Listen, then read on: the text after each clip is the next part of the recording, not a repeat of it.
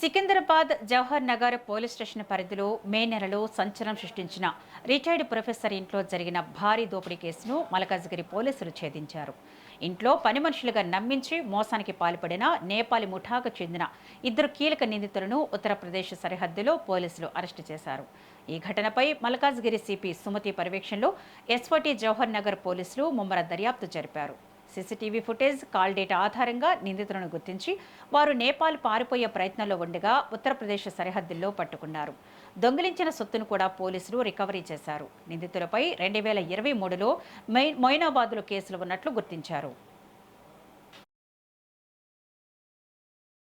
Neena alias మమతాలో Moinabad limits లో 2023లో పైన similar offence అంటే సేమ్ 7 మంది గ్యాంగ్ తో కలిసి అప్పుడు కూడా ఒక ఫామ్ హౌస్ లో నివసిస్తున్న వాళ్ళపైన డెకాయిటీ చేశారు. దాంట్లో కూడా ఆమె మీద నోటీస్ సర్వ్ చేయబడింది. అంటే ఎక్కడైతే ఆమె వెళ్ళి ఉందో నేపాల్లో ఎక్కడ ప్రదేశంలో ఉందో మనకి కేవలం టెక్నికల్ ఎవిడెన్స్ ద్వారా ఆమెనే ఈ అఫెన్స్ చేసిందని తెలియడం ఒక మంచి లీడ్ దొరికిందని. సో టెక్నికల్ ఎవిడెన్స్ ఇన్వెస్టిగేషన్ లో ఎంత ఇంపార్టెంట్ అన్నది కూడా దీని ద్వారా మాకు తెలుస్తుంది. కూడా ఇవాళ అరెస్ట్ చేయడం జరుగుతుంది. దాంట్లో ప్రేమ్ బహాదూర్ అని ఉన్నాడు, తర్వాత కోమల్ అలియాస్ గజల్ అన్న పేరుతో నేత్రం సలోని,